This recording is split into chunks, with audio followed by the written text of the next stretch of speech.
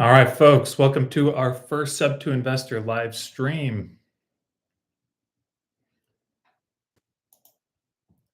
Going to be a bit of a learning experience for me, first live stream.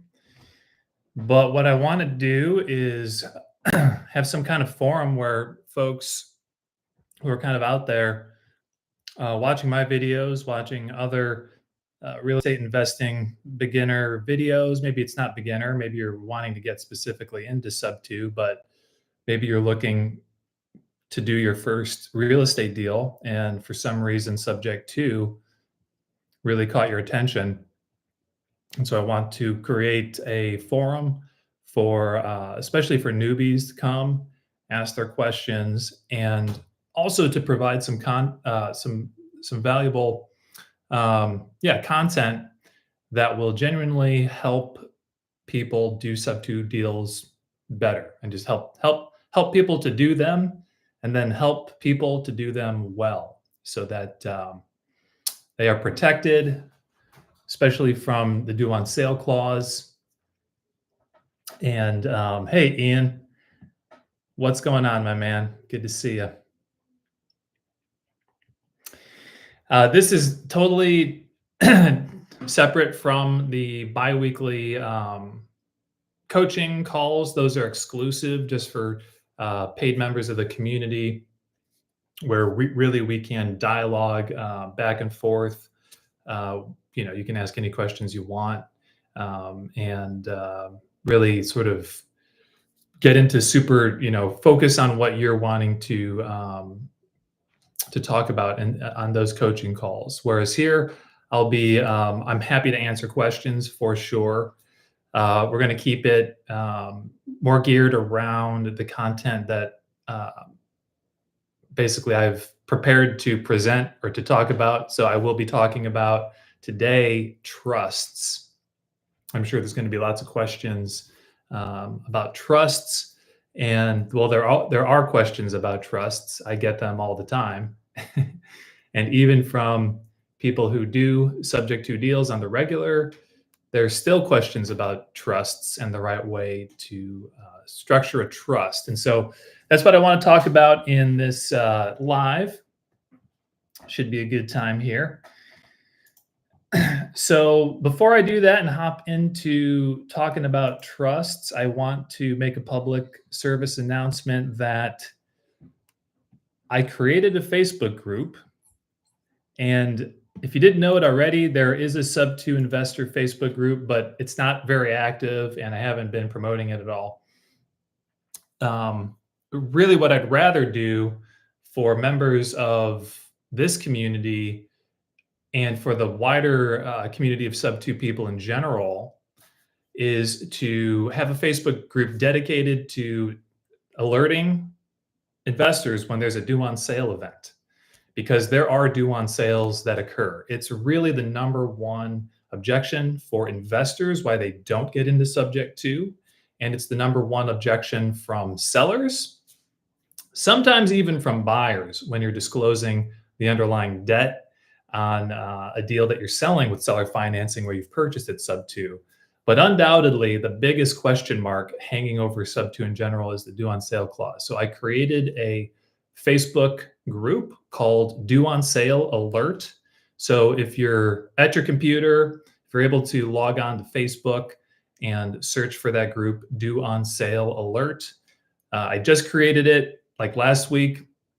I'm trying to get it up and running, and eventually, hopefully I can gather just any due on sale event happening out there. We can know about it, and that'll be a great service to the Sub2 community and people doing creative finance deals in general, because there's nothing like that out there. And what I know about actual due on sale events happening is all from firsthand, like other people. I've never had one, but I know people who have had them and are dealing with them. And so it'd be nice to get everybody on board and hear about what actually happens when a note gets called due. And then really, more importantly, what are the steps we can take to prevent that from happening? And what are the steps to take when it has happened? And what do you do about it? So Make sure you're out there on that Facebook group and joined up. But today I want to talk about trusts. And so, yeah, let's get into the topic of trusts today. Basically, when we're talking about trusts, there's different kinds of trusts, and we can talk a little bit about that. First of all, I should disclose I am not a real estate attorney. I'm not an attorney at all, and this is not legal advice. This is not advice on how to draft a trust for any deals that you're doing. This is just me talking about what I do and what I know for educational purposes. So make sure if you're going to go out and do a deal that you get your trust either drafted or reviewed by a qualified attorney in the state where you're doing business. So I should say that off the get-go. But I have thought a lot about trusts. I've read a lot of trusts. I have several trusts that I have used and that I do use, some which I think are better than others.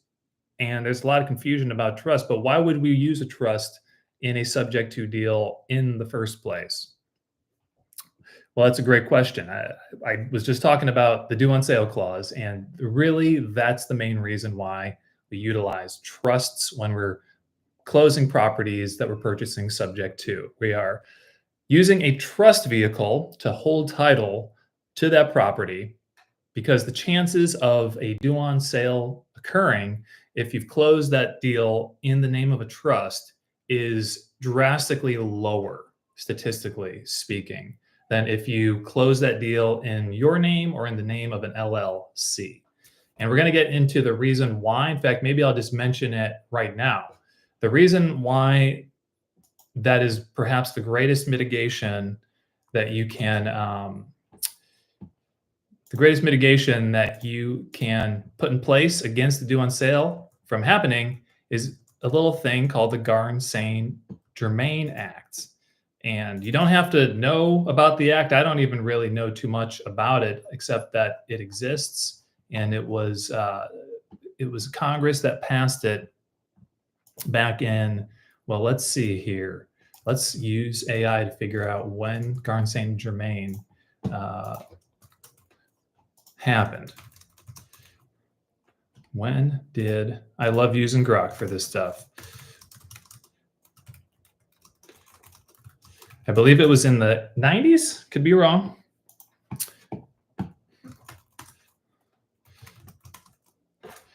Oh, 1982. All right. So 1982. The Garn St Germaine Depository Institutions Act of 1982. Okay, so what I'm going to do here is actually pull up a trust. And at the very end of this trust, I'm going to show you right now. This is getting into the weeds already, but I want to share my screen here because this is really good stuff. Share. How do I share? I share this. I can share a Word document. So this is an actual trust that I've used to close Sub2 deals. I'm going to share that screen there. And at the end of this trust, there's a little clause here. And this is the reason why we use trusts. So big picture, why do we even bother with trust? The transfer of residential real property to a grantor trust shall not trigger any due on sale clause in any mortgage or deed of trust. According to section 1701J-3 of the Garn St Germaine Act, no lender may trigger any due on sale clause due to the transfer of the grantor's homestead to this trust. So there it is, right there, boom. That's why we use friggin' trusts. And if you're not using them when you're doing Sub2 deals, in my opinion, you're doing it wrong. And you're taking a risk that's totally unnecessary that you don't need to take. The Garn St Germaine Act should, I think, give any lender contemplating calling a note due great pause. Like, holy crap, we are not going to call this note due because it's in a trust. And there was this law passed by Congress back in the 80s that states that lenders cannot call a note due if a borrower who's using that property, who bought that property as a primary residence, if they decide to transfer the title of their house out of their names into a trust with themselves as still like in the trust and the beneficiaries, then the lender cannot call the note due. They can't do it and take that house to auction or take the house back just because their borrower took it out of their name and put it into a trust. That's what Garn St Germaine says you can't do. And that's actually in this one version of a trust that I have drafted by an attorney.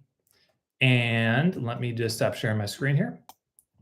And that's why we use trust. I mean, that's basically, if this video was just me saying that, then I think I've done my job. And you can just turn this video off and then go do a Sub2 deal and close it in trust. But that's why we use trust, because think about it, guys.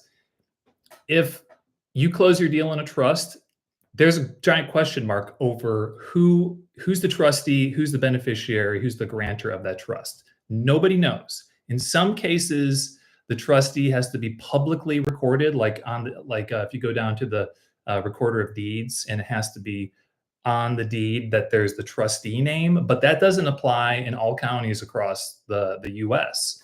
Most counties where I do business, all that has to be named on the deed is the trust. 123 Main Street Revocable Trust. No mention of any trustee anywhere.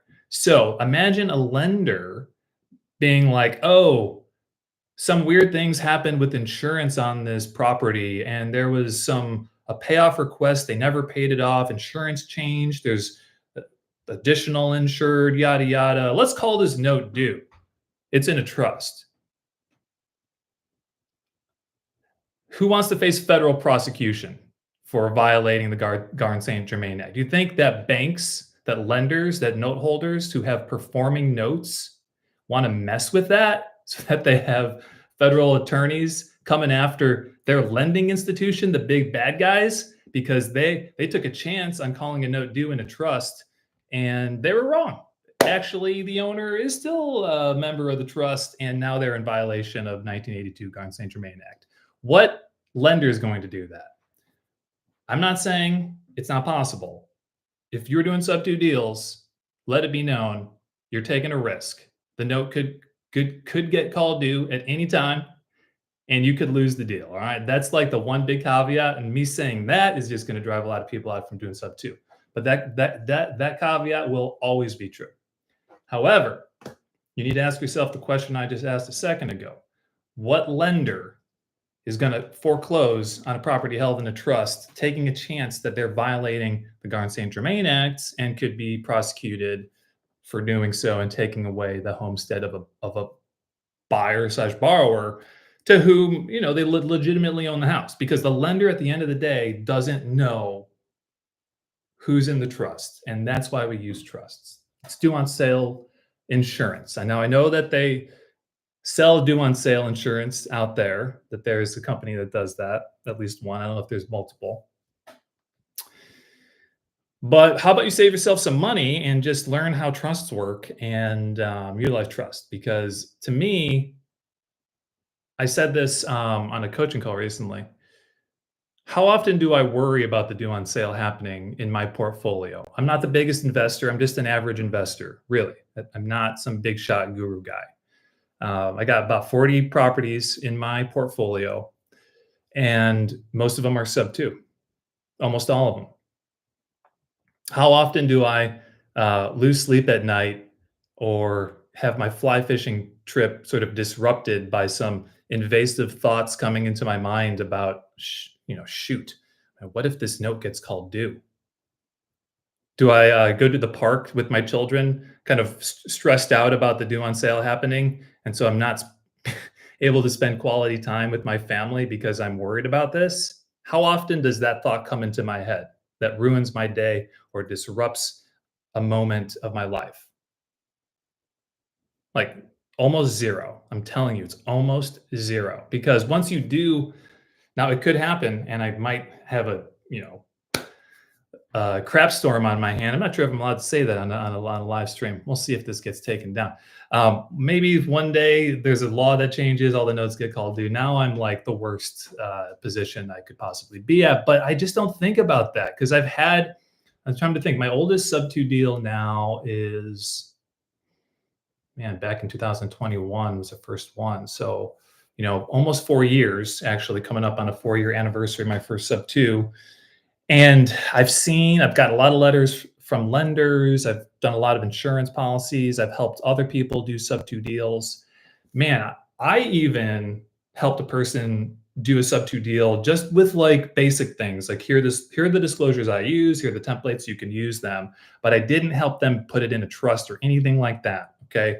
So I talked to this individual because they called me about 2 weeks ago. I was coming back from a fishing trip, and I called the gentleman back, and he called me. He just wanted 5 minutes of my time. He said, "Hans, you remember you helped provide some disclosures on Sub2 deals?" And I was like, "Oh yeah, man, totally. How's the deal going?" He's like, "It's going well. It's a great rental. Blah blah blah." He said, "However, um, the lender keeps reaching out to me about insurance. Like basically the name on the insurance policy isn't matching who the borrower is, and like I don't know what to do about it. They won't get off my back about it." He even filed a claim and then got denied by his insurance, so he had to get new insurance. And this is why he was asking my help, because now the new insurance, for whatever reason, the lender is having a problem with it. So anyways, I asked him, "Okay, remind me, did you close this in a trust?" And he's like, "What? Why would I close it in a trust?" And I said, "Oh, okay. So I obviously was not advising you on this deal from beginning to end, because if I had been, you would have closed it in a dang trust." So I asked him, "In what entity or what name did you close the deal?" And he said, "My LLC." And I said, "Okay, um, tell me about the insurance policy. What does it look like? Where is the borrower on the loan listed as an additional insured?" And he said, "What? Additional insured? What are you talking about?" And I said, "All right, obviously I did not help you on this deal at all, except for the disclosures, because had I been advising him on how to structure the insurance policy, he would have had the seller slash the borrower on the loan as an additional insured, and he did not have that. And this was a deal he's held for like 2.5 years. And the reason why I'm bringing this story up is because it blew my mind. Now, I kind of got a little nervous for the guy. I said, "Bro, you need to get that borrower on that policy somewhere. I'm surprised the lender hasn't given you more grief about this than they have." And so now he's like taking care of it. And I'm glad he called me so that that deal stays intact and the integrity of it maintains itself over time. But the reason I say that is because lenders just don't want to call notes due, generally speaking, across the board. The vast majority of them are going to do everything they can not to make that happen. And this guy's a great example of it. Like he forgot to put the borrower on the loan on the insurance policy, and he's playing with fire, in my opinion. I'm like, that's how you can get your Sub2 deal note called due right there. But it didn't happen, and so that being said, you got to make sure your insurance is done the right way. But if it's in a trust, the chances of a due on sale happening go something from, because I've heard attorneys and other people who close a lot of Sub2s give me statistics, and a couple statistics I've gotten is like it's 0.01% chance of a due on sale happening. But then if you do all the correct steps with the trust and the insurance the right way, then I think it goes to like 0.001% chance. So a factor of, you're moving the decimal over 1 unit, and it's just, I lose zero sleep over it. Now, I see a couple comments coming in here, and I'll get to those in a second, but I did have a deal that we closed last fall, actually have an issue, and we did a wrap on it. And so we had to change out the insurance policy when our end buyer bought it, and then we wrapped it to them, and then they had to get their own policy. The lender actually was reaching out and has been calling me. Was calling me last week about the insurance policy, asking for the borrower. Now we've been in contact. My insurance agent has been in contact with this lender. It's Lakeview has their loan serviced by Loan Care. Sorry. And so they're calling me, like asking to confirm the insurance. But there's ways you can go, like myinsurancecoverage.com. You can actually, a lot of lenders use that to, you can track what policy is active and if your insurance policy was accepted. It's actually an amazing website. It's called mycoverageinfo.com. And if you go there to mycoverageinfo.com, you type in the policy number of the insurance policy. That's a place where a lot of lenders will just outsource insurance stuff to them to get that policy updated. So, anyways, I was checking back on. I was checking that website to see if the new policy was updated, and finally it got updated. And it took the insurance agent calling and explaining to the lender kind of what was going on with the property being in a trust. And hey, look at, by the way, the borrower is down here as additional insured. But then they kept calling me last week. Now they haven't called me yesterday and today, so I think we're golden. But our insurance agent said, hey, if they keep calling you asking for confirmation on this insurance policy, you have a limited power of attorney. You can use that to confirm the insurance. And I already knew that, but it was helpful to hear it from this insurance firm who deals with Sub2 all around the nation. And so they're a really great company, and I can refer them to you if you need insurance on a Sub2 deal. Even though for local deals, I actually use a different company for most of it because I get better rates, and I've sort of trained my insurance agent on how to do policies. Now they're the Sub2 person in St. Louis area who pretty much knows how to do them. But let's see, we got some comments. Let me break there and I'll get back to talking about trusts here. My lecture, oh man.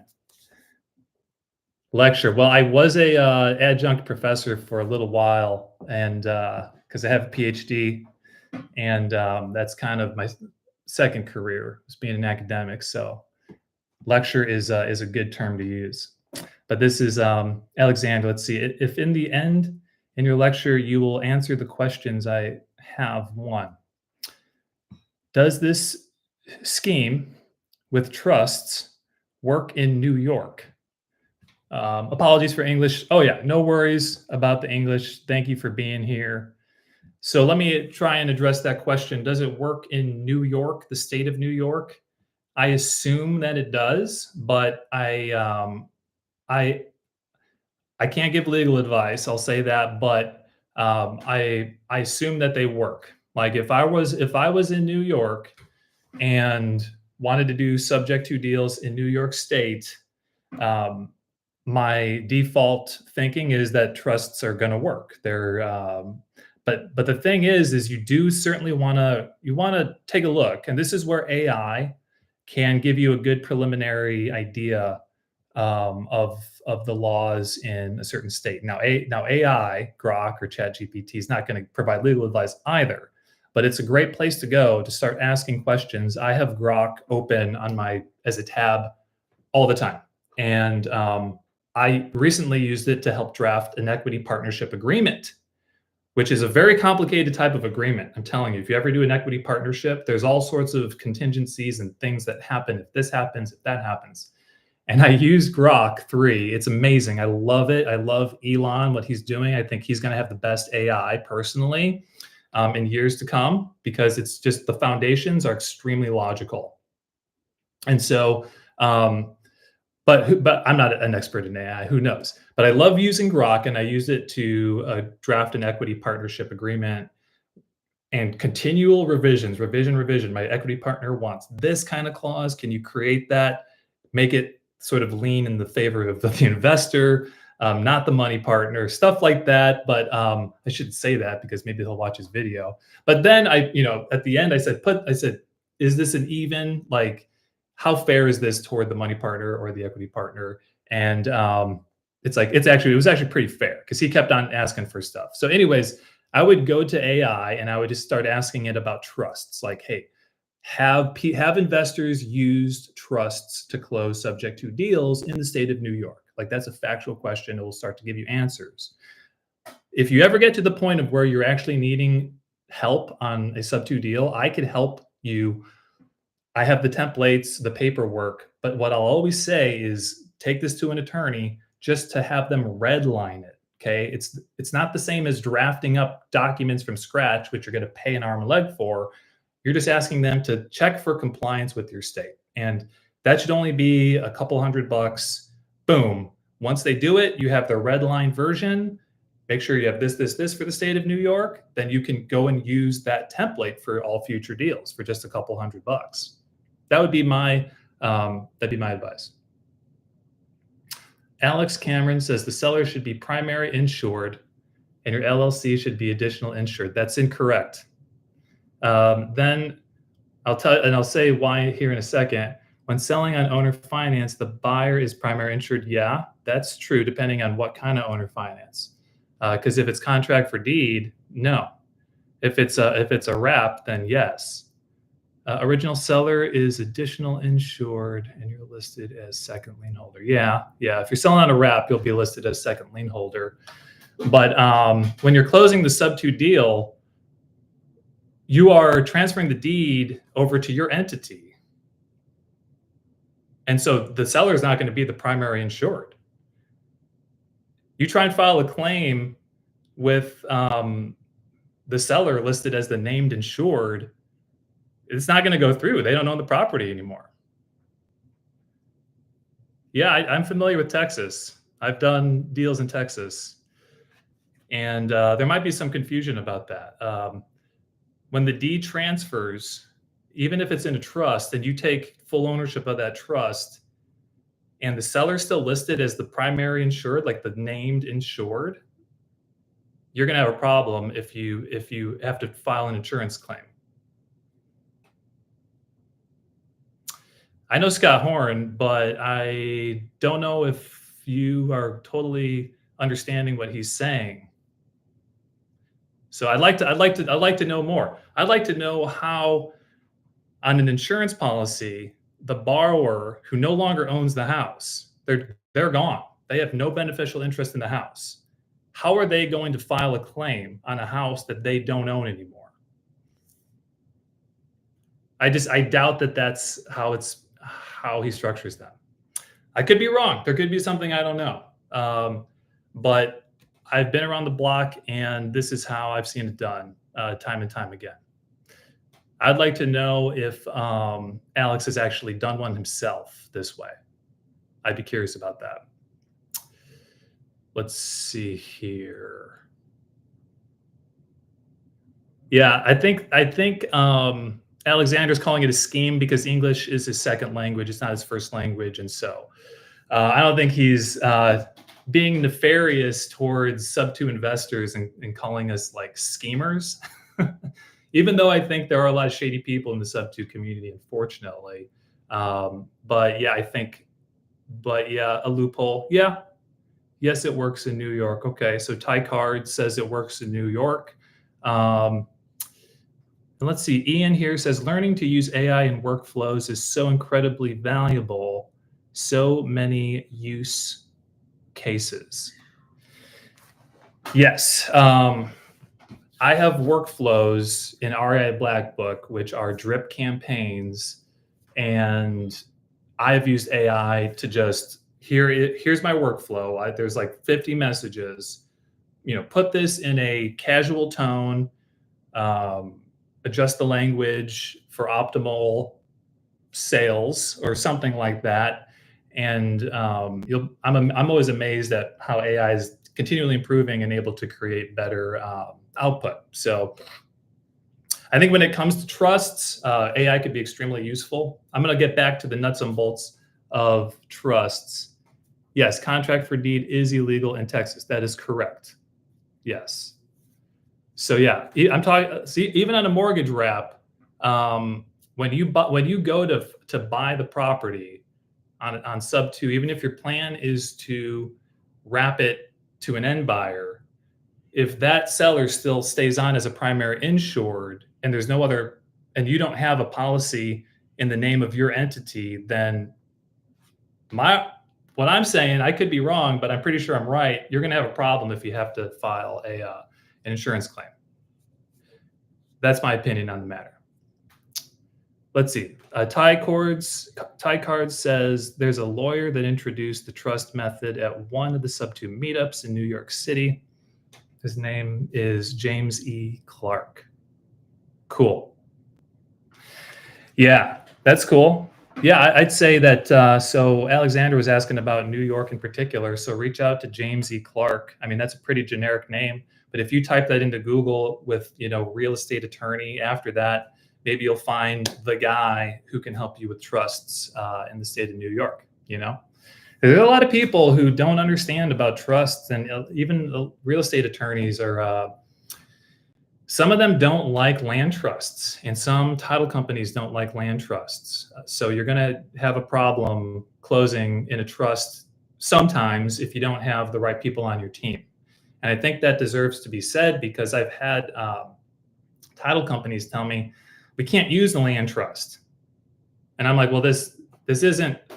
I think in Missouri, like, you can't use the term land trust. Like, it has to be called a revocable trust.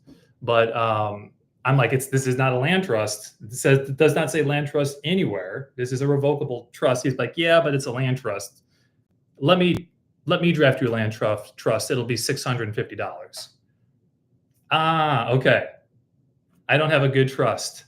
I need you to draft one for me. Okay, well, in an event where I really need to use that title company, fine. I'm totally more than willing to pay the money. But guys, keep in mind that attorneys, you need to get your legal advice. You need to make sure you're compliant, all that stuff.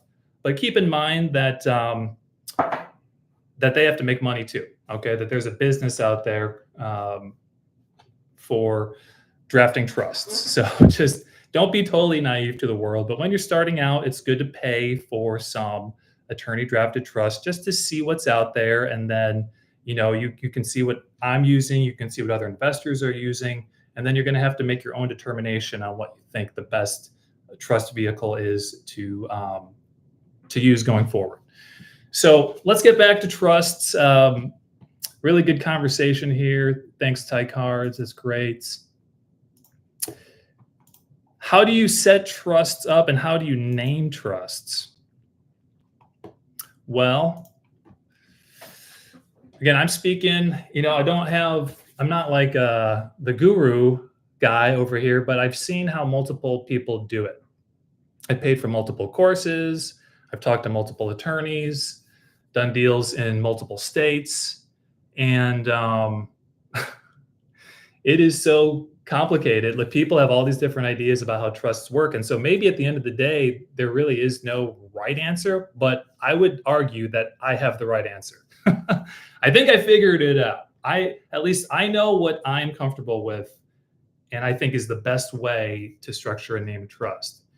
And this is somewhat dependent on my state. And because I think if you live in a different state where, for example, you have to put the trustee's name on the deed, maybe this doesn't apply for you. Maybe there's different trust laws. Laws change all the time. But for my states and where I do the majority of my business, this is how I structure a trust. Well, first of all, I name my trusts after the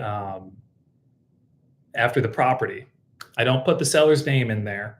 And I was advised against putting the seller's name in the trust, because if you go to sell this property, you have to imagine yourself selling this deal years down the road. And let's say that the title company that you closed and bought the property at doesn't exist anymore.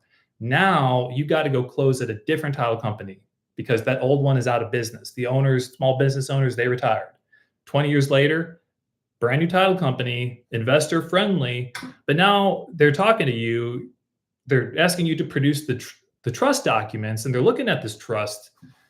They might have questions because they don't know you in the same way that the original title company where you closed it at. They know you and they trust you, right? You're not monkeying around with the trust, because the reality is that it's easy. It seems easy to me that someone could commit fraud within the trust. It seems like a pretty easy thing. And I think that's why attorneys don't like them and title companies don't like them, because title companies got to insure against bad things on title. And if somebody's claiming to the trust, like, no, I'm actually a beneficiary, how do you know? You got to go trace down the owners and you got to file lawsuits. And so you have to imagine yourself selling the property at a different title company, And what documents are they going to ask for? And if you have the name of the seller in the trust, there might be somebody at the title company saying, look, at the name of the seller is in the trust, but you're telling me the seller doesn't own this property. John Doe Revocable Trust, that's the entity in which you hold title to this property, but where's John Doe? My name is Hans. Here's my LLC. I'm the trustee, actually. John Doe resigned as trustee. I'm the new trustee. My LLC is the beneficiary. So all the money comes to me. But none of the money goes to John Doe. Where's John Doe? This is John Doe Revocable Trust, guys. This is why I've been advised don't put the name of the seller in the name of the trust, because it can cause confusion like that down the road. Where's John Doe? This is John Doe Revocable Trust, but you're telling me John Doe is totally gone out of the picture? This seems shady. Who are you? Are you really the owner of this trust? So this is why I think this is why well, that's one reason it's advised not to put the name of the seller in the name of the trust. Even though that might look nice to the lender, right? To the lender's eyes, like that looks nice. They like seeing the name of their borrower in the trust. That makes them feel good, right? When they have to sign off on the insurance policy. But I've been advised to put the name of the property as the name of the trust, with then revocable trust after that. So that's how I do it. Again, this isn't specific legal advice for your situation, but I would. So if I buy a house, it's 123 Main Street, St. Louis, Missouri. I would name that trust 123 Main Street. I'd spell out the whole street, or you could abbreviate ST, but you could just go STREET. So 123 Main Street Revocable Trust. That's the name of the trust. And that's who holds title to the property. So that's how I am naming the majority of my trusts. Now, some people might throw a date in there too. I've heard of one friend of mine who does a lot of Sub2 deals and is very experienced, will actually throw the date when the trust was established in there. But I don't do that, and I haven't seen a lot of other people do that. And I think I'm trying to remember the reason why he does that. I don't exactly remember, but he's a smart guy. But I just remember that when I heard him explain it to me, I was like, that's like beyond 4D chess. That's like 5D or whatever you call it. So I was like, I just want to keep it simple. And 123 Main Street Revocable Trust is a very, very solid way to do it.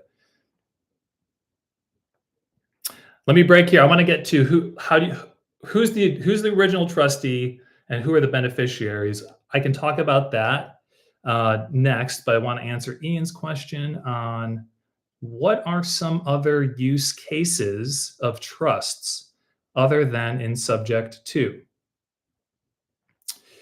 Well, you can hold any property in a trust. It doesn't have to be subject to. And so when we're talking about trusts in this video, what I'm really talking about is what's referred to as a land trust. And what a land trust is, it's really just to hold real estate, like a piece of property. That's it. And that's really what I'm talking about. I'm not talking about any other kind of trust. But the reason it's called a revocable trust, or I call them revocable trust, is because in some states you can't use the word land trust, and so if the word land trust is in there, it's going to be like an invalid document, and so you don't use that terminology, even though we all know this is basically a land trust. But we call them a revocable trust because you can revoke the members of the trust. There's the trustee, well, there's the grantor, the trustee, and the beneficiary.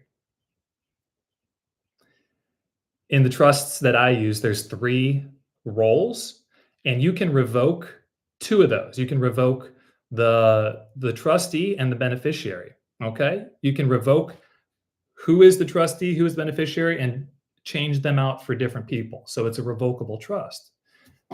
There are irrevocable trusts, which I think are used for more estate planning purposes and like your will and inheritance. You don't want anybody coming in and saying, oh, your estate actually goes to this guy, John Doe over here, instead of your children. And so those are irrevocable trusts.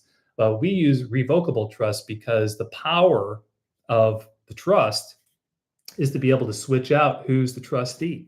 And this is what I wanted to get to next. The trustee and the beneficiary. Because when you close a deal, sub 2, closing in a trust, now you have to choose a trustee. Who's your trustee? And who's your beneficiary? Before I answer those two questions, let's talk about the role of the grantor. Actually, that's the first person we should talk to. The grantor slash settler. It's the same thing, different terminology. The grantor slash settler is the person who establishes the trust, like they create the trust. And from my understanding, again, no legal advice here, just what Hans thinks he knows. The grantor slash settler cannot be changed out. Like there's only one creator of the trust, okay? And usually that position of the grantor or settler, whatever you call them, doesn't really have much of a role within the trust at all, usually. And so I'm not going to talk much about them. They're just the one who creates the trust. And if I'm closing the deal, I'm going to be the grantor or settler. That's going to be me individually. Great question by David Clive. Yeah, bank accounts. There's a few downsides to using trusts. They're mostly upsides, I'm telling you. But there's a few downsides. And before I get to the trustee and who you should have as trustee, let me just answer David's question here. He's asking, have you had issues getting bank accounts for your trusts? Any banks you would recommend? Okay. Yes, I would recommend Chase because that's who I use, even though they're the big, they got the monopoly on the banking world. Chase actually, in my opinion, has the best online products. Like I love their interface. I love their mobile app. It's so easy to transfer funds between accounts and it's very clean. I like it. I understand that they're sort of, whatever. I like smaller institutions. I'd be a credit union guy if I didn't have multiple businesses and need multiple checking accounts. I need everything in one place. So I find that with Chase, I am able to handle my trust like stuff. Like if I get checks written in the name of a trust, I am able to make deposits using Chase business checking account. I have a personal checking account. Now it just gets a little tricky, and I'm taking it that David probably has done a deal or two. Because if you're asking this question, then most people won't ask this question unless they've run into an issue where they got an escrow refund check. This is typically where you have a problem. You cancel the old seller's insurance. That policy closes. You put your new insurance in place. We just talked about how to name who the named insured is. We had a little debate here. I like a debate. I'd love to learn if there's people doing things differently. But you put your new insurance in place, and then often what will happen is you get a refund check from the old insurance. Weird things happen with insurance, man. I'm telling you, I do not understand it. There's like 4 or 5 different things that can happen that are weird. And it's like, you'll get a check and you're like, why did I get this? But it'll be written out to the trust. And this is why I'm talking about this, David. Yes. So 123 Main Street Revocable Trust. How do I cash this check? I don't have a checking account in the name of 123 Main Street Revocable Trust. So if you're going to go out and build a portfolio of like 20 sub-2 deals, they're all different trusts, which is how I would do it. If I were going to do 20 properties, I got 20 different trusts. Okay. They're all different. They're all named after the property address, basically. But does that mean you need 20 different checking accounts to deposit those checks? Sometimes the checks are substantial, $2,500. We had one recently. You want to be able to deposit that check.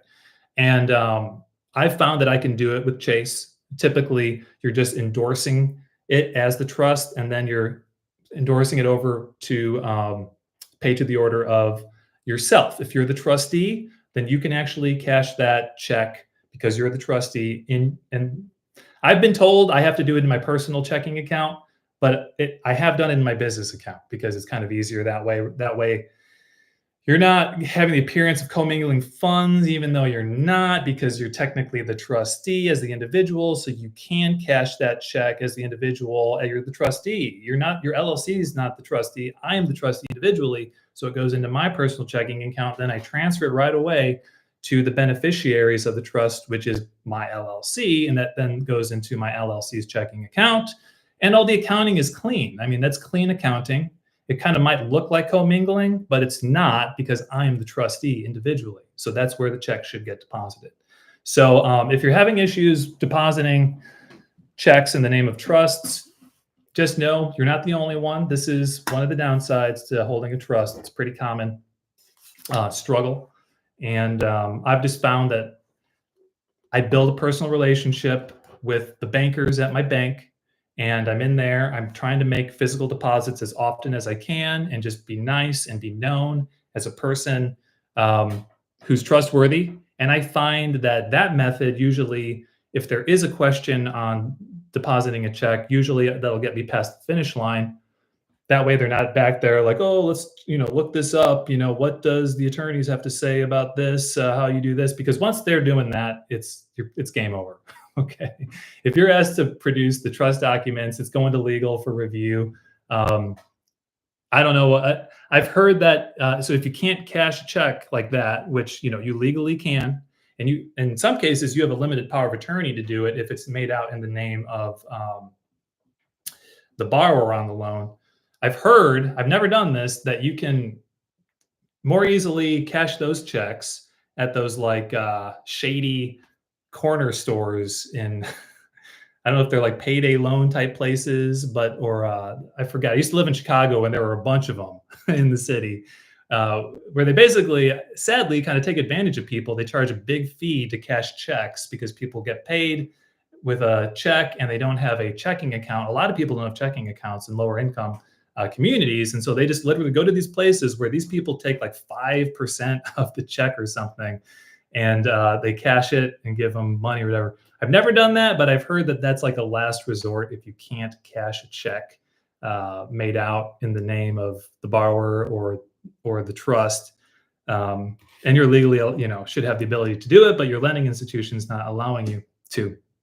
I want to get back to the role of the trustee, but real quick, David says that, yep, I've run into the check cashing issue. Thanks for sharing what you've done. Absolutely. This is actually a good moment. I just want to say, if you haven't been on Facebook yet, I just created a group, guys, called Due on Sale Alert. I just created this group, and I want this to be a place where any due on sales that happen, or like letters that get sent from a lender that could be a potential issue, just like a hub for that topic. So if you're on here, and you can go over to Facebook and make sure you join Due on Sale Alert.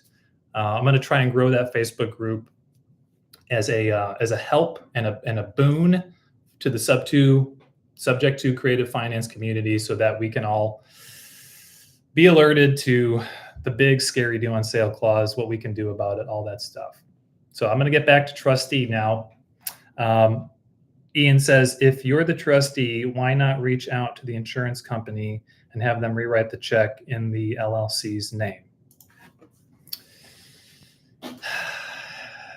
Well, it's a great idea. I must say, I love that idea. I think that you should be able to do that. I think it's a great potential solution. However, have you ever tried to reach out to a large institution and get something done? Like,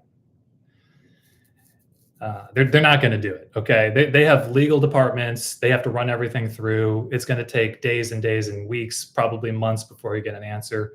Probably. You could try it, but and I feel like early on, we have tried it. In fact, I mean, I have a good relationship with my insurance agent, and early on when we started to accumulate these Sub2 deals, we did have these kinds of conversations like, hey man, I'm getting these checks and I can't deposit them. Can you write them in the name of my LLC? And the response was, sorry, Hans, all of that goes through corporate. That's all I have to say.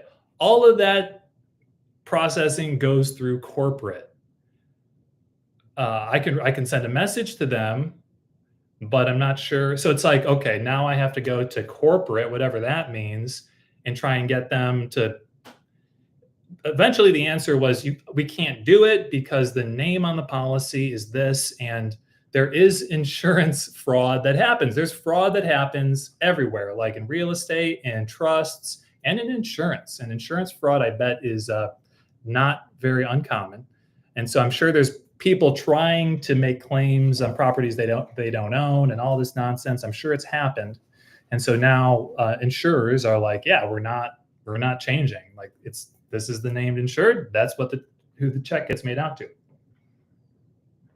So who do you want the trustee to be? And then who do you want the beneficiaries to be? I'm going to end this at 1 p.m. So I've got about 5 minutes left. I love your questions. This is great. My first live stream, guys. Can't believe it. Never done this. Why didn't I do this sooner? But so thanks for being here. So the trustee, I strongly feel that you want the seller to be the trustee first. Like, they're the first trustee. I strongly feel that way. And I've been through a couple iterations of my education on this journey where I didn't do that. At first, I was taught from my personal mentor that this is how you should do it. Have the seller be the trustee. They immediately resign. You become the trustee. The whole while, your LLC is the beneficiary. That's it. That's how I was taught from a very great investor and friend and mentor back in the day in St. Louis on how to do it. And that's how I did it. Then there was a time when I thought, when I heard, you don't want to involve the seller and the trust because they don't really know what's going on. That could get messy. So I took the seller out completely, and it was just me as the trustee and my LLC as the beneficiary. I did that for a few deals. But then I kept learning, and then I came across people who were doing it where I'm the trustee, but my seller is the first beneficiary. And then they resign their beneficial interest and my LLC becomes. So then I did that for a couple deals. But then I quickly learned, as I was trying to okay, what is the best way, and really get to the bottom of this from an attorney who is a specialized Sub2 attorney and went out to a specialized trust attorney to figure the whole thing out for themselves. And their answer, like these two attorneys who both do Sub2, one does trusts, well, one does Sub2 primarily and wraps, the other does trusts primarily. He came back and was like, this is the right way to do it. You don't want to involve your seller as the beneficiary, because any liens, any judgments against that seller can come back and attach to the trust. When I heard that, I was like, hey, okay. And then he said this. Here's another reason why. You don't want them to be the beneficiary, but the trustee, that is the seller. And it's this reason, because you want to obtain at closing a signed and notarized certification of trust with the seller as the trustee, their signature, boom. 123 Main Street Revocable Trust, seller's name as trustee, notarized, stamped on this date, bam, certification of trust. Lender starts reaching out to you about, why is this in a trust? Why don't the names? This is a pretty amazing document to have in your files. This is the document you want to have in your files. Seller as the trustee, that means they're legal title holder, because the trustee is like the legal title holder. They're the nominee title holder, even though they have no interest in the trust property. So basically, it's good. You want to have that document in the event of a due on sale, and you don't want to have them as a beneficiary, because judgments, liens, stuff like that against the borrower could actually come back to the trust and attach to the trust, and then you have a bigger problem on your hands. So that's the way to do it, in my opinion. Is it's very simple. You want your seller to be the initial trustee. They're going to sign a certification of trust stating that they're the trustee of this trust dated on this date. They're going to sign it, get it notarized, boom.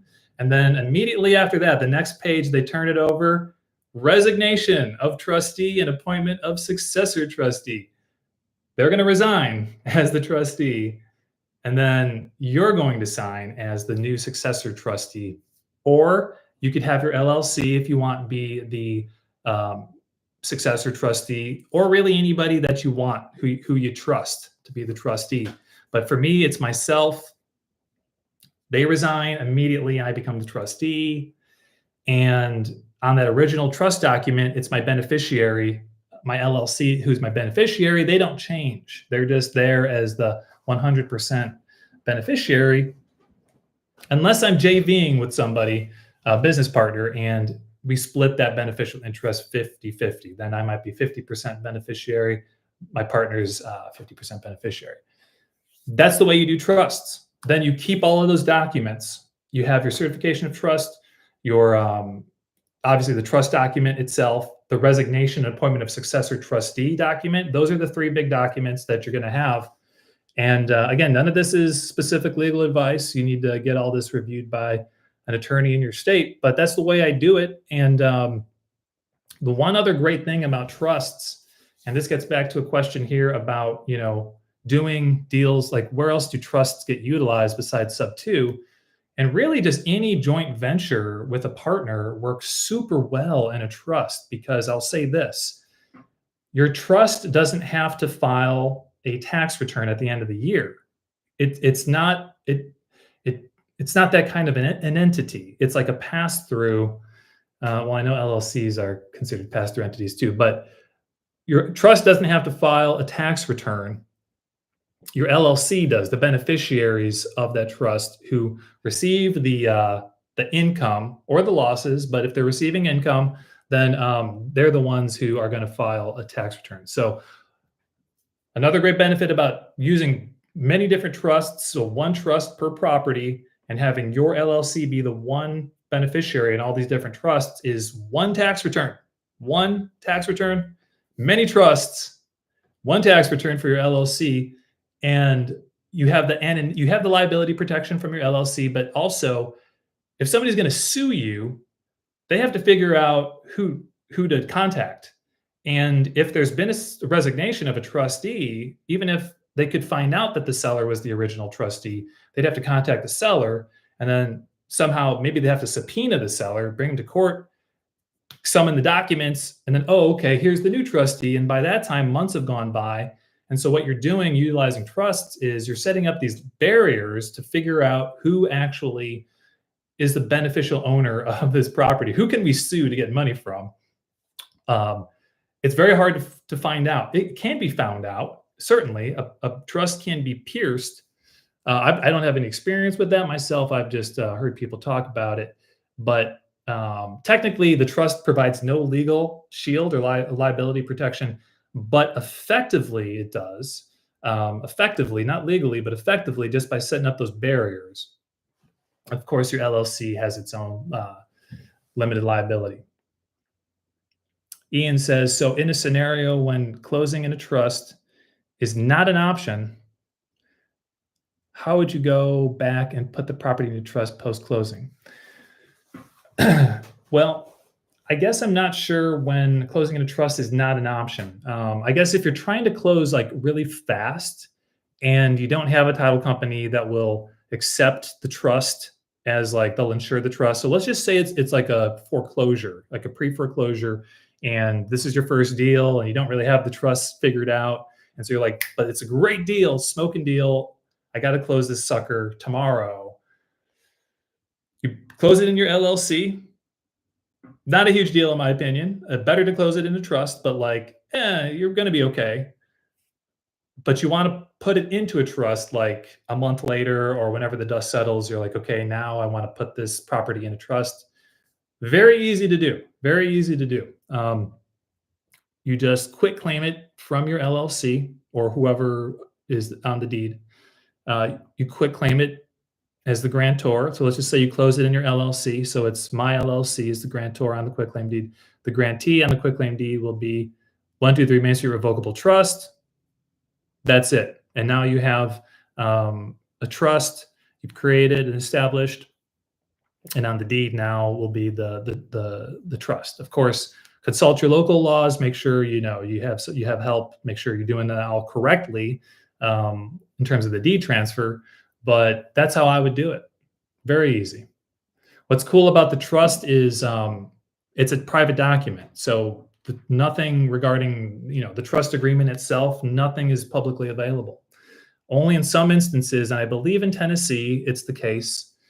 Just as an example, that the trustee actually has to be on the deed, and so you might be in a state or in a county. It's actually county by county, because there is a county in Missouri where they actually have to put the trustee on the deed.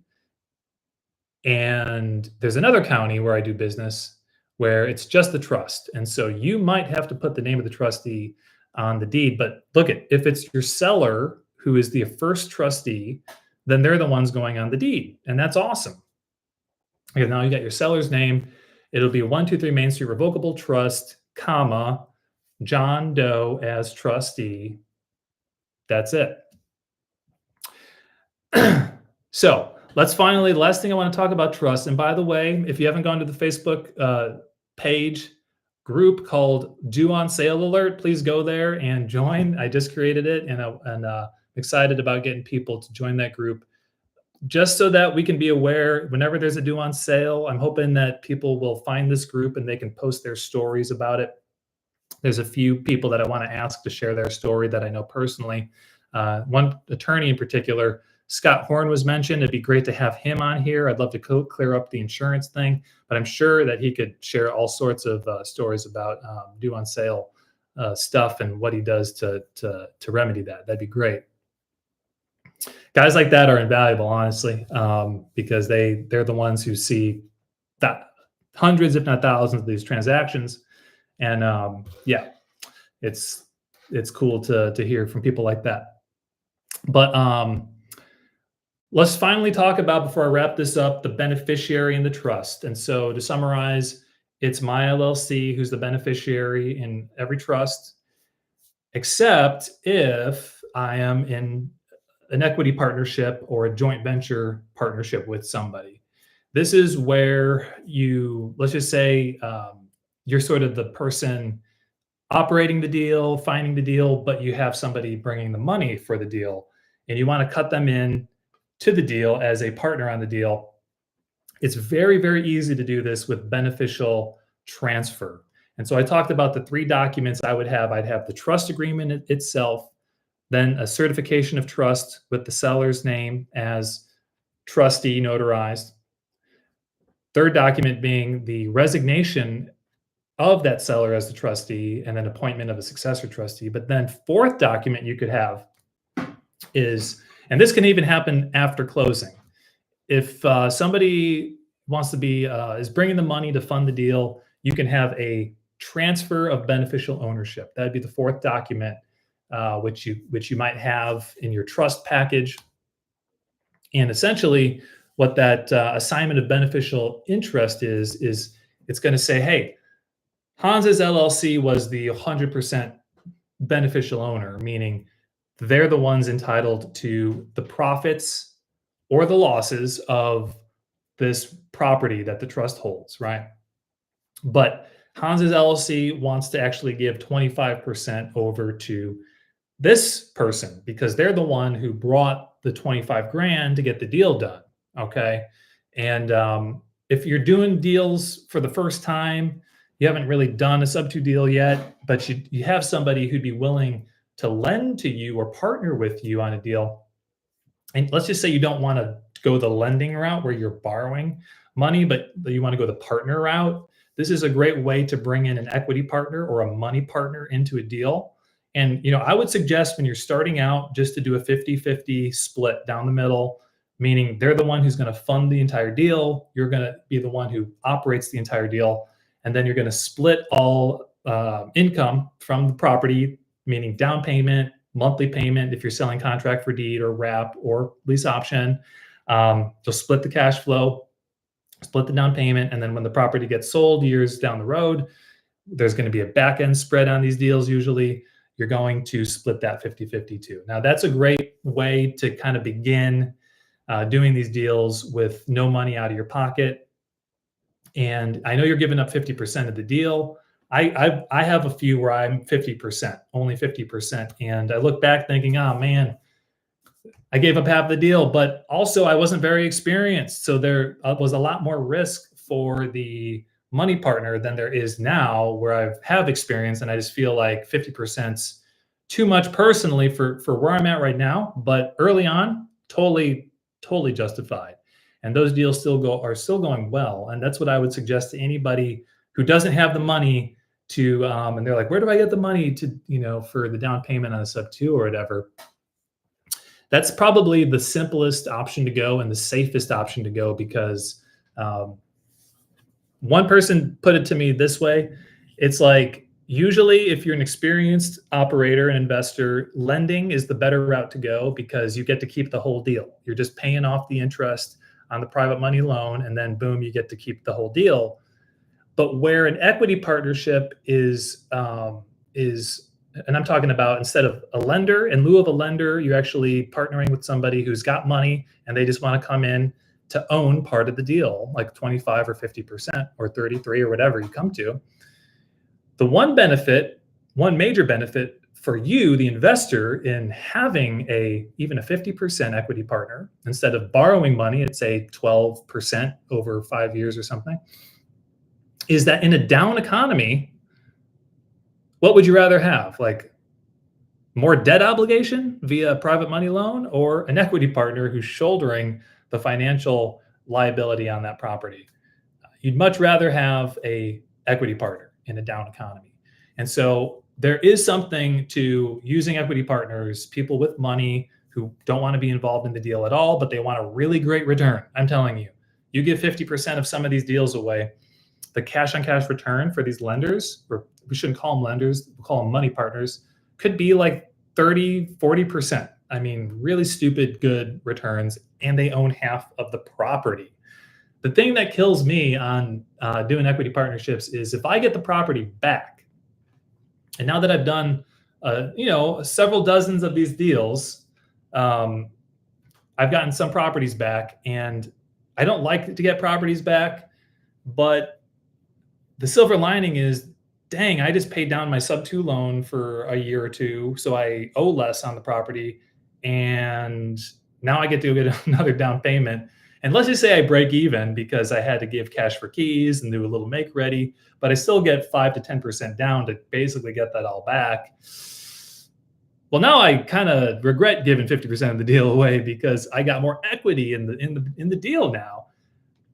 You're going to have to do that if you want to get started. Just start getting some deals done. Just like your first deal, I would not bat an eye at 50% equity partnership. If you had somebody in your life who wants to go in with you on one of these deals and reap a really good return. That's all I'll say about that. But I wanted to tie that into trusts because, man, is it easy to go onto Grok and to say, draft me an equity partnership agreement between this LLC and this individual who's bringing this much. Here are the responsibilities of the LLC. Here are the responsibilities of the money partner. Make us a fair agreement with contingencies and all that stuff. And then boom, it's going to spit out an agreement that you can start to look at and craft yourself and tailor whatever. That's essentially what I did. And I've been through multiple drafts with one individual I do quite a bit of equity partnership on. He really likes cash flow, and we've come to sort of a working agreement that works for both parties in terms of equity partnership. And we've used AI a lot to just like, hey, this person wants this. Can you put this in the agreement and stuff like that? So, but within trusts, you got the assignment of beneficial interest. So easy to just be like, hey, my LLC is 100%. I'm giving 50% over to this person. And then see the attached equity partnership agreement in Exhibit A. You can put it as Exhibit A, or you can just have see the attached equity partnership agreement dated, May 13th, 2025. Boom. And then you have your own separate agreement for the partnership, which you're going to need. And if you're going to need something like that because stuff's going to happen. And there'll be disagreements unless you have that. But I think let's save that topic for another week about how to do equity partnerships. In fact, it'd be a really good another live to go through, talk about equity partnerships. So guys, that's all that I have for this live. Thank you for being here. My very first live. This is kind of exciting to me, even though, there's just a few people here, whatever. This is great. It's really nice to field your questions. And I hope you guys find content and hang around. Obviously, you're probably subscribed, so I appreciate that very much. And we'll do this again soon. So see you next time.